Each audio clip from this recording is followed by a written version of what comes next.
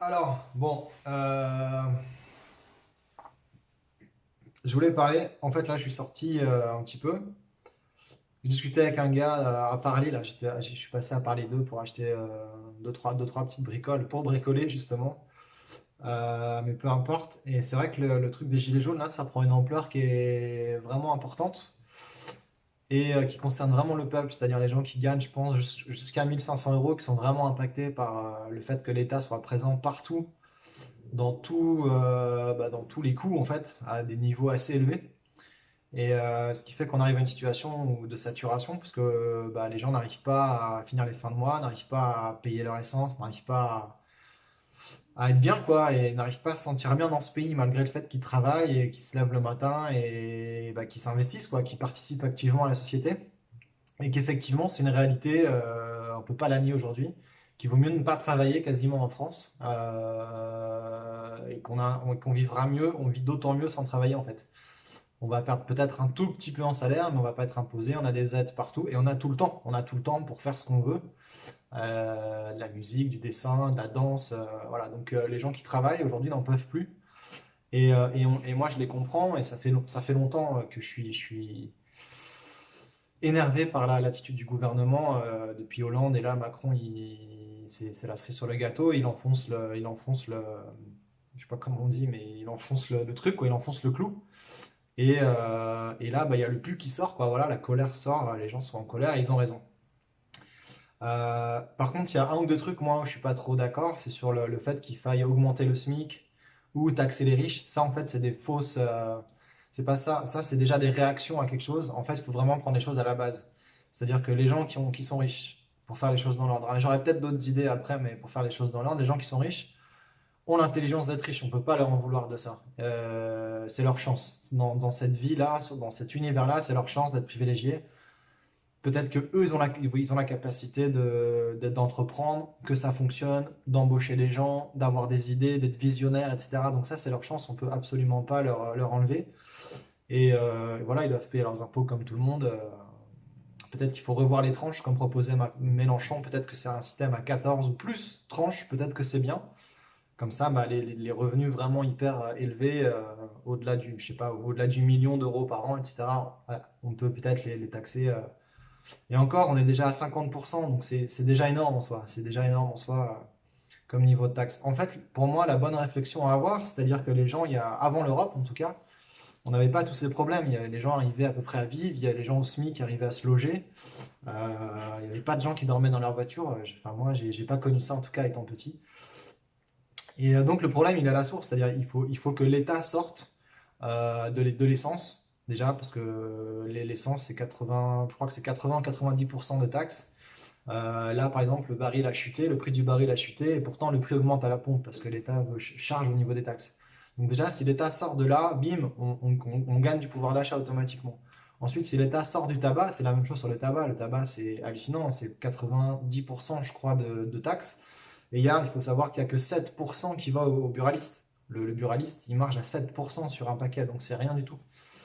Sur 100 euros vendus, il gagne 7. Quand il vend une cartouche 100 euros, il gagne 7 euros. Donc c'est vraiment peu. Et là-dessus, il est taxé encore. Donc c'est ridicule pour le buraliste.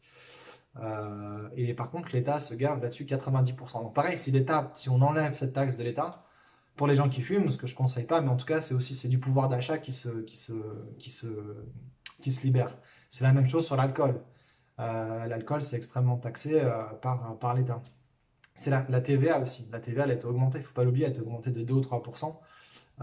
Chaque bien qu'on achète, il y a 20% qui va à l'État. Ça, c'est pareil, c'est pas normal en fait. Sachant que quand un patron vous paye, pareil, il faut aussi supprimer les charges patronales. Un patron qui vous paye, chaque euro qu'il vous donne, en gros, à quelque chose près, il donne 1 euro à l'État. Ça, c'est pas normal. L'État doit sortir de là aussi. L'État doit laisser souffler les entreprises et ouvrir la capacité d'embaucher des chefs d'entreprise. Ça, c'est vraiment important. Et assouplir aussi peut-être les ruptures. Vraiment standardiser les ruptures conventionnelles et autres, parce que c'est important de pouvoir s'adapter au marché et au monde. C'est pas, le monde n'est pas rigide, le monde n'est pas garanti à vie, quoi. Donc ça, c'est une chose. En fait, l'idée de base, c'est ça, c'est que l'État sorte. Bon, il y a la taxe d'habitation, peut-être qu'on pourrait supprimer la taxe audiovisuelle. Tous ces trucs-là, qu'est-ce qui grève aussi les budgets? Bah, c'est les radars, là, toute la taxation et la fiscalité qui concerne l'automobile. C'est hallucinant tout ce qu'on paye à ce niveau-là. Il y a, moi, je sais, c'est une info qui est un peu ancienne, hein, mais il y a 5 ou 7 ans, ou peut-être même 8 ans, au début des radars, il y avait 60 000 radars par jour. 60 000 flashs par jour traités à Rennes. Ils ont agrandi tellement il y avait de flashs à traiter, tellement il y avait de choses à traiter qu'ils ont doublé, je crois, la taille des locaux. Enfin, c'est un business qui est hallucinant pour l'État. Bon, ça vient greffer le budget des Français, hein, ça c'est sûr. Donc juste sur la voiture, en fait, sortir ou en tout cas diminuer les taxes sur l'essence, déjà ça ferait augmenter du pouvoir d'achat. Idem sur les assurances. Qu'est-ce qu'il y a encore? Ben, les taxes là, sur la route, tout ce qui est flash, etc., il faut lever le pied, il faut que les gens puissent rouler. Comme je l'ai déjà dit, on a des routes qui sont dans un état extraordinaire par rapport au reste du monde. On a un parc automobile idem qui est extraordinaire en comparaison du reste du monde. Il n'y a pas de raison en fait d'autant taxer quoi, d'autant taxer les gens. Le contrôle technique c'est pareil. Et les points, c'est-à-dire que soit on paye des amendes si on fait des infractions, soit on a des points, mais pas les deux. Et après les points, on refait des stages. Donc ça c'est pareil, le nombre de gens qui sont en stage, qui repayent 250 euros pour récupérer 4 points, c'est hallucinant, c'est vraiment un budget. Donc voilà, tous les artisans, etc., qui travaillent dur, qui se lèvent le matin, comment ils font? Les commerciaux, les VRP sur la route, comment ils font? Les taxis, tout le monde du transport. Donc comme je dis, tant qu'on n'aura pas des voitures autonomes, ce truc-là, c'est mortel, c'est mortel pour la population. Donc pour moi, le but, c'est pas d'augmenter le SMIC ou autre, parce que en fait, ça entretient le système. C'est-à-dire qu'en faisant ça, on laisse toutes les taxes en place, on laisse les charges patronales et autres en place, et puis on va dire, on va revaloriser SMIC. Mais ça n'a aucun, pour moi, c'est pas ça le fond du problème. Le fond du problème, il est à la base. Il faut modifier les choses à la base. Et donc la base, comme j'ai dit, c'est les taxes, et c'est sortir, peut-être baisser les impôts, supprimer la taxe foncière et autres. Il y a énormément déjà de gains, hein. La France, c'est un pays riche. Le problème, c'est que tout part dans la dette. Donc ça, voilà. Donc ça, c'est une des revendications. C'est une des revendications. Et le salaire, il faut aussi que ce soit adapté au marché. On peut pas juste monter les salaires comme ça. Alors il y a un truc, voilà, parce les gens qui manifestent actuellement sont ceux qui peuvent pas manger, qui sont à bout. Sinon, ils manifesteraient pas. S'ils avaient encore un peu d'air, s'ils pouvaient encore sortir la tête de l'eau, ils manifesteraient pas. Les gens qui gagnent un peu plus, qui sont, je sais pas moi, qui sont au-dessus, hein, c'est-à-dire vraiment la classe moyenne qui gagne 2000, entre 2, on va dire, et 3000, 3500 euros, qui vivent un peu, quoi, qui peuvent tout payer, qui vivent un peu, qui peuvent encaisser les radars, qui peuvent encaisser qu'on appelle ça des stages de permis et qui peuvent quand même sortir un peu, partir en vacances de temps en temps, épargner. Bon, on y arrive quoi. Mettons 3000 euros par mois. Mais en fait, par solidarité, c'est insupportable. Moi, ça m'insupporte ce truc-là. Et pour dire la vérité, j'ai vraiment hâte qu'il y ait plus de machines, qu'il y ait plus de machines pour tout. Donc les voitures autonomes, des voitures pour peindre, tout ce qui est lourd, tout ce qui est fatigant, tout ce qui est répétitif, tout ce qui est inintéressant au possible, euh, il faut des machines pour ça. Et le gros avantage de ce fonctionnement-là, c'est que on pourrait avoir un système de revenu universel. C'est-à-dire que les gens auraient un revenu universel, je sais pas, de 800 euros, 1000 euros peut-être par mois. Ils ne seraient pas obligés de travailler. Par contre, ils auraient peut-être des services à rendre à la communauté. Peut-être faire du nettoyage, peut-être, je sais pas, faire de l'entretien des routes, faire 2 ou 3 heures par semaine, peut-être un jour ou deux par semaine, j'en sais rien, 2 ou 3 heures par jour ou 1 ou 2 jours par semaine, je sais pas sur quelle formule, mais juste rendre quelque chose à la communauté.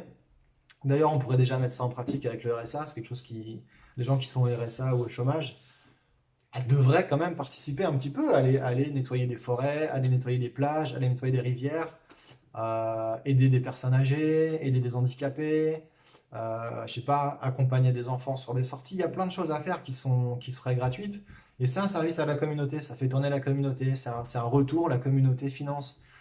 finance du chômage, finance des aides. Il faut qu'il y ait un retour, c'est normal. Donc, ça, c'est bien en fait. Ça, c'est bien. Et comment dire, même si on respire, même si on gagne 5 ou 10 000 euros, euh, je- moi, je trouve ça insupportable et c'est une solidarité. C'est-à-dire moi, j'ai la chance d'être aisé. Il y a des gens qui sont au-dessus encore, hein, qui gagnent beaucoup plus. Mais moi, je veux être solidaire avec la base aussi, solidaire avec le peuple. Il faut que le peuple se sente bien. Il faut que le peuple puisse manger, se déplacer, partir en vacances de temps en temps. Et voilà. Ça me paraît indispensable dans une république telle que la nôtre, développée en démocratie, riche. Voilà. Bon, ceci dit, on peut aller un peu plus loin aussi. Là, on a vraiment une occasion à saisir. Il y a une occasion à saisir avec ce mouvement des Gilets jaunes qui est fort, qui est intense. Ce serait une bonne chose de sortir de ce vieux système politique qu'on a en France, où les gens, une fois élus, retournent leur veste et font l'inverse de leurs promesses, ne respectent pas les référendums, s'engraissent largement, peuvent transcender les lois, s'augmentent. Ça a été le cas au Parlement, là, ils se sont augmentés de 20%, je ne sais plus exactement, mais quelques temps après avoir annoncé les hausses de taxes. Bon, bah, faut pas s'étonner hein, que les gens pètent un plomb. Il faut pas prendre les gens pour des idiots finis et pour des moutons finis. Donc tout ça, en fait, amis gilets jaunes, amis veste noire, amis bleu de travail, bah, tout ça, ça représente vraiment une occasion de changer de système. Et moi, j'encourage les gens aller plus loin, en fait. À aller à l'Élysée et à retourner vraiment la situation pour qu'on casse le système en place et qu'on mette une sixième république. Je pense que c'est une excellente idée. En revoyant le système d'imposition, en revenant sur les mesures liées à la voiture, en mettant en place un système identique ou copié, inspiré par la Suisse avec un système de référendum participatif, avec une vraie démocratie participative qui respecte les référendums, avec des comptes on propose des lois, les lois viennent des citoyens, qui sont validées au niveau départemental ou régional, et ensuite, quand on atteint un certain seuil, mettons 30-40% de oui, ça passe au niveau national, et on voit, et en fonction de ça, bah, la société avance comme ça, sur un système de référendum, et on arrête d'imposer les lois ne peuvent pas être imposées en fait par le gouvernement. Là, on n'est pas en démocratie, c'est pas ça une démocratie. Donc ça, ce serait une bonne chose, et on peut aussi s'inspirer des modèles nordiques dans lesquels les ministres ne peuvent pas s'enrichir en fait. C'est pas le but. Le but de la politique, c'est pas de s'enrichir, c'est vraiment d'être au service du peuple. Et peut-être je dirais un mot là-dessus sur l'agilité, parce que les entreprises passent en mode agile justement, beaucoup. C'est-à-dire on libère les anciens schémas assez rigides, assez répressifs, d'être à l'heure, il faut pas parler, il faut pas poser de questions, il faut pas remettre en, voilà, faut pas faire de vagues, etc. Ces modèles-là ne fonctionnent plus aujourd'hui. Il faut au contraire, il faut que les gens participent, s'investissent, soient entendus, soient autonomes, responsabilisés dans leur travail et qu'il y ait un certain bien-être aussi au travail par des échanges, par un environnement agréable. La rétribution est importante, mais il n'y a pas que ça. Peut-être que ce modèle-là, on pourrait le faire aujourd'hui en politique parce qu'on est vraiment dans des vieux systèmes en France politique où voilà, le politicien se fait élire avec des belles paroles et ensuite il retourne sa veste. Et tout ça se passe grâce à Internet parce que c'est Internet qui diffuse des informations et les gens, les gueux, les sans-dents, eh ben, ont accès à l'information maintenant. On ne peut pas les manipuler. Ils savent qu'il y a de la dette. Ils savent que l'Europe, c'est moyen. Ils savent que la France abandonne les budgets. Ils voient les manipulations. Ils savent que, par exemple, le mariage pour tous, c'était pour couvrir l'abandon d'un certain nombre de budgets nationaux au niveau européen. Donc, c'est une perte de souveraineté. Ils voient pas, mais c'est en train de se faire sur les réseaux sociaux que là, les Gilets jaunes, c'est aussi peut-être une manipulation pour masquer un projet de loi, de pacte d'immigration assez dingue, où voilà, la situation est compliquée en France. Et là, il y a un pacte qui serait en train de se créer sur Marrakech. La France et l'Allemagne notamment seraient signataires de ce pacte-là. L'idée, c'est d'ouvrir les vannes à l'immigration, euh, de manière bien plus large que ce qui existe déjà et qui garantirait aux migrants des papiers, un droit du sol, donc des papiers, des logements, des aides et une facilité d'accès aux prêts. Voilà, quand on sait que les entrepreneurs n'ont pas accès aux prêts bancaires, que c'est difficile en tant que société, en tant qu'indépendant d'accéder aux prêts, et là, le gouvernement va dans ce sens-là, c'est intolérable, quoi. C'est intolérable. Et évidemment, ce truc-là se passe exactement en même temps que les manifestations des Gilets jaunes, donc on n'en parle pas dans les médias. Donc ça risque de passer crème, sauf si on arrive, le mouvement va assez loin pour retourner la situation et qu'on aille vraiment sur une démocratie participative, une sixième république. C'est ce que veulent pas mal de gens. Je crois que Mélenchon veut ça, je crois que Marine Le Pen aussi souhaite ça. Mais ça me paraît également souhaitable d'avancer. En fait, il y a eu, si on regarde bien, il y a eu 1789 qui a permis de bousculer les choses. On a cassé la monarchie, on est passé sur un début de république. Il me semble, hein, parce que je ne suis pas expert en histoire, mais ça a quand même permis de vraiment faire avancer la France. Et peut-être que c'est ça qui fait que la France est un pays extraordinaire, ou a été un pays extraordinaire jusqu'à maintenant même, ou jusqu'à il y a peu. Ensuite, il y a eu mai 68 où il y a eu aussi un renversement.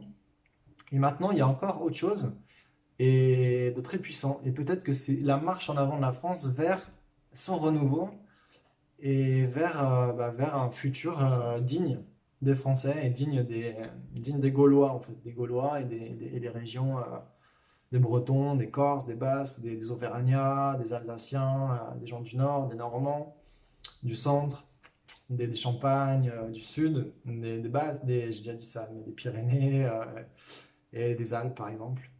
Donc voilà, je pense que c'est des Corses aussi, c'est une formidable opportunité. En fait, c'est une formidable opportunité pour avancer, pour continuer à avancer. Donc, euh, donc voilà, bah écoute, voilà, n'hésitez pas à partager vos commentaires si vous en avez. Et bah voilà, il se trouve que j'ai pris le mouvement YouTube et compagnie pour m'exprimer devant une caméra, parce que c'est pas évident. Il y a aussi un autre point positif génial des Gilets jaunes, c'est que nous, en France, on n'avait plus tellement de solidarité. Et là, les gens se reparlent. C'est vrai que ça, c'est un truc qui est génial. Les gens se parlent dans la rue, qu'on soit ou pas dans les manifestations, en fait. Parce qu'on est tous concernés par ça et on sent bien qu'il y a quelque chose de profond qui se trame, de frustration qui remonte. Il y a beaucoup de choses il y a beaucoup de choses qui découlent de ce mouvement et c'est chouette. C'est chouette. Donc, voilà. Donc, solidarité, qu'est-ce que je voulais dire d'autre encore Oui, en fait, avec Internet, les gens ne peuvent plus. En fait, les gouvernements ne pourront plus gouverner comme avant, en manipulant, en mentant, en trompant, parce qu'avec Internet, il y a toutes les informations.